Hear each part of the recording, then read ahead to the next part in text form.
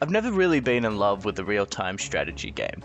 Don't get me wrong, I've enjoyed them before, I've had fun playing them before, but there's never really been one that's captured my heart the same way other games have. For me, they've always lacked personalization, a real sense of connection. That's why when I first encountered Forged Battalion, something swelled inside me. You see, it's an RTS where you create your own faction.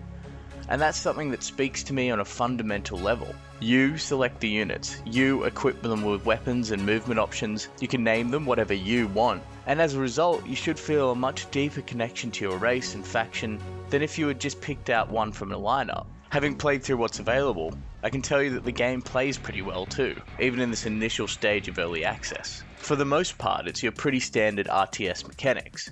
You build a base while managing different resources in the economy.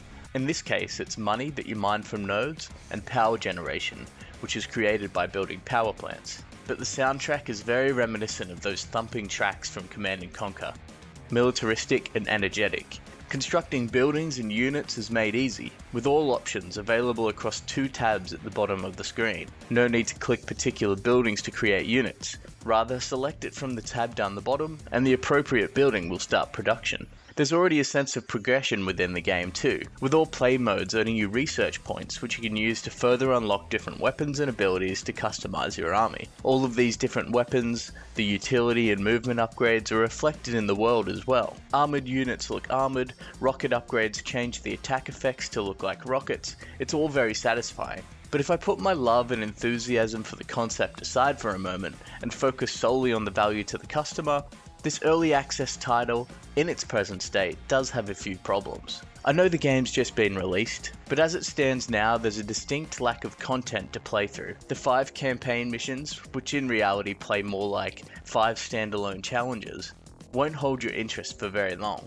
They don't really have any deep, interconnected story or narrative either, and that's disappointing. And all that leaves is the skirmish and online multiplayer modes, which is fine if that's what you're after, but campaign warriors like myself might be disappointed. My second major misgiving is the graphics. Now, I'm not one to usually care too much about the graphical fidelity within a title.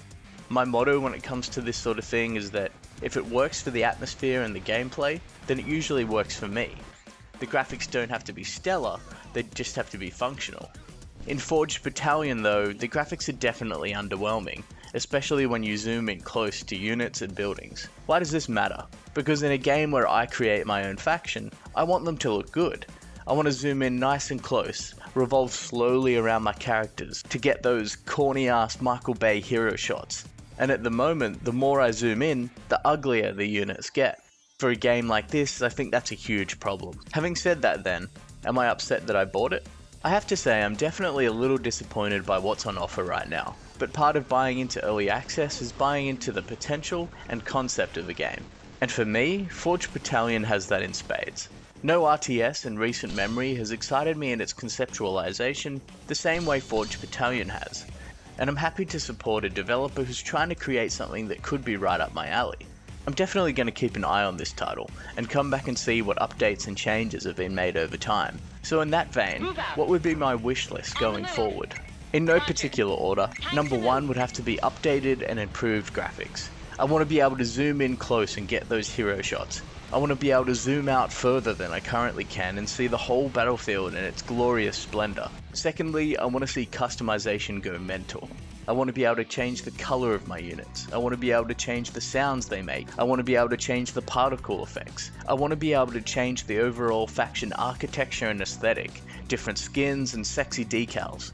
I want to be able to make them as ridiculous or as thematic or as interesting as I like. And thirdly, I'd like to see an expanded campaign, and one that I can play cooperatively with my friends.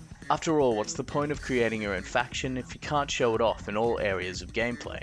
I'm hoping for an entertaining, if not engaging story, and I want objectives to complete inside the campaign that go beyond the simplistic destroy the enemy base objective. Make it interesting and cooperative. Make it so that each of my friends and I have to hold down certain points at the same time for a number of minutes while the enemy assaults us. I don't know, get freaky and think outside the box. If the devs can do these 3 things, then they may have made a fan for life. But all this remains to be seen. So, can I recommend this title? Well, this is a hard one. If this was all the game was ever going to be, as it is in its current state now, then I would probably say no. But that potential for me is great enough that I'm happy to buy it, in the hopes that the devs will turn it into something groundbreaking and spectacular. The only question is really, is that potential enough for you? And that's something that only you can answer for yourself. As with all early access games, there's a risk, and what you really want from a game may never actually come to fruition. At the moment it gets just a 5 out of 10 exploding sheep, but I'm hoping this will be bumped up to a 10 out of 10 at some point. Wishful thinking? I guess we'll find out.